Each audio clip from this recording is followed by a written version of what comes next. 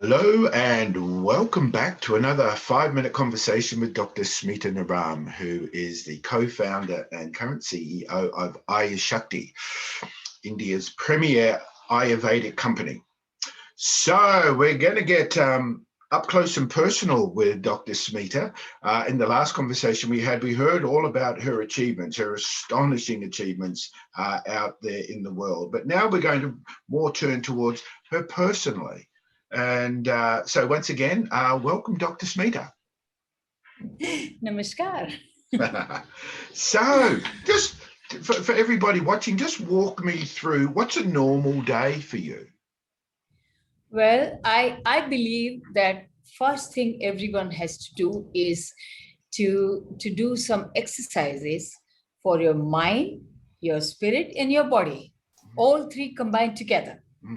Because so I begin with my physical body first, because I'm kind of empty stomach. So in the morning I have my 1 hour exercise routine, which is really quite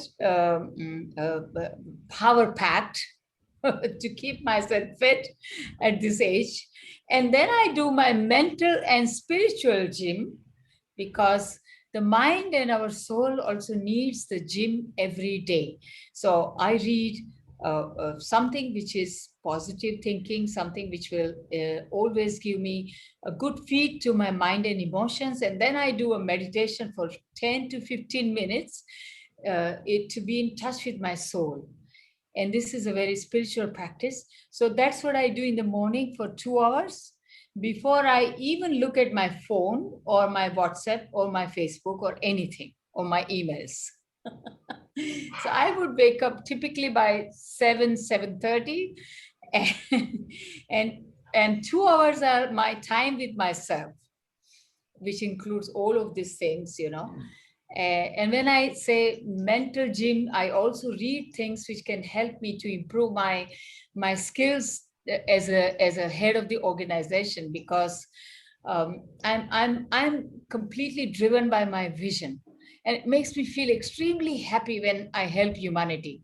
But I've realized that I need to learn business skill for that as well.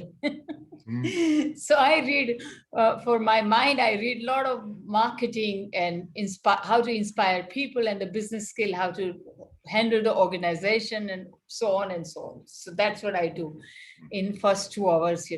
And then I have my day where I talk to my key core members for a while, routine touching. Okay, what's their priority today, what's my priority today, and we do this like in a very short 1 or 2 minutes. So everybody says, okay, today is this my priority, from yesterday this is achieved, and this is where I am stuck.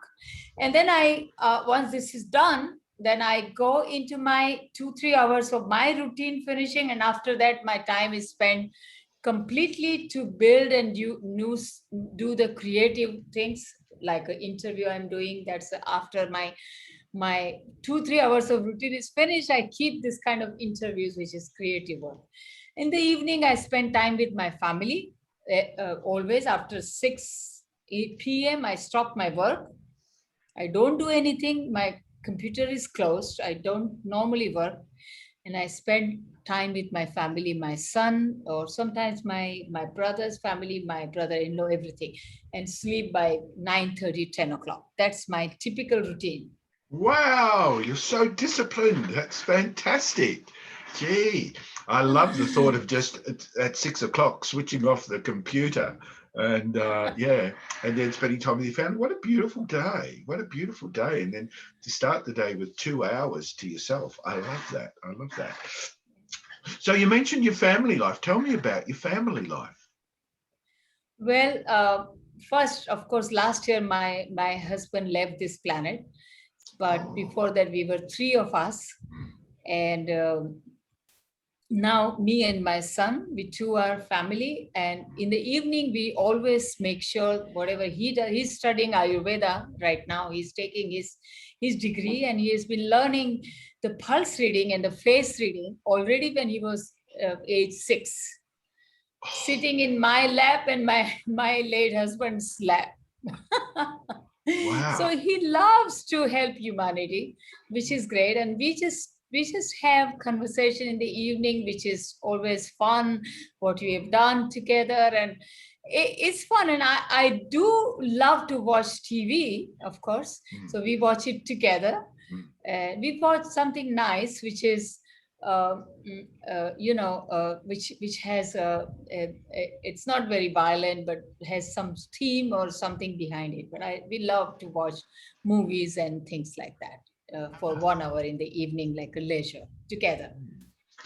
So, in terms of leisure and unwinding, um, Yeah. what's your favourite thing to do to unwind? If you've had a particularly stressful day or a difficult period, what do you do?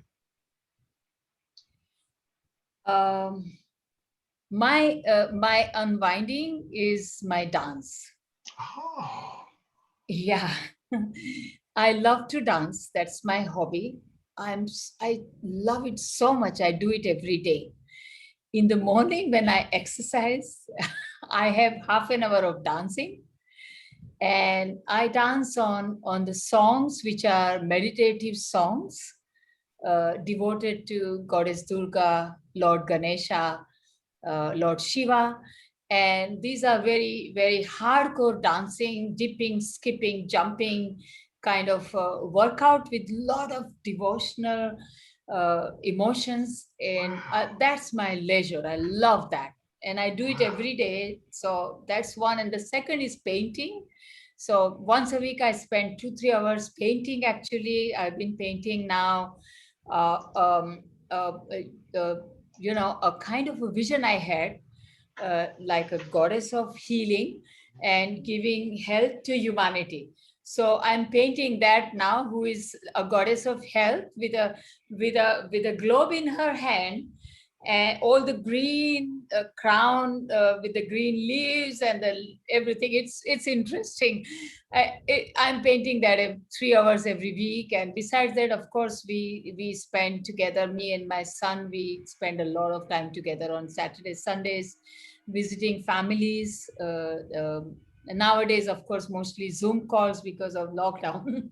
Mm, But we do meet each other on the WhatsApp Zoom call and talk to each other. That's another leisure. I love to meet family, and I that's very nourishing. mm, Um, mm. I love to give. I have seen one. I've learned in my life that if you bless others with your presence, your even your smile, you will be blessed in a multifold manner. So my purpose, whenever I am with family, with my son, with with my people who work with me, my purpose is always to give them something, always to empower and uplift them, give something, if not a good smile, Beautiful. definitely. So So, that's what I do in the leisure time. so there seems that spirituality weaves through your day and through your life. So, what role does Yeah. spirituality play in your life and in your work? Um, I'm not religion. So Mm, I don't believe in spirituality as a religion, but my spirituality is literally helping humanity. Whoever comes in contact with me mm, must feel that they've got something in their life. So that's my spirituality. And I try to be in a manner that always is contributing. That's my first way of being spiritual.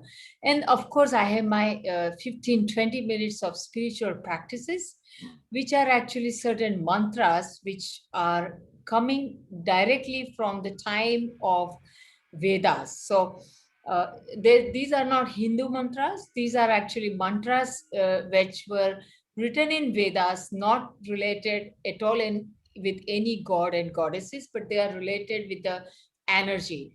So the sound like shrim, klim, rim, these sounds actually are sounds related with bringing knowledge in your life, always conquering your inner negativity constantly, because that's the first thing we need to conquer in our life. mm, So, and attracting positive energy in your life and your inner, because your inner world is what is reflected in your outer world.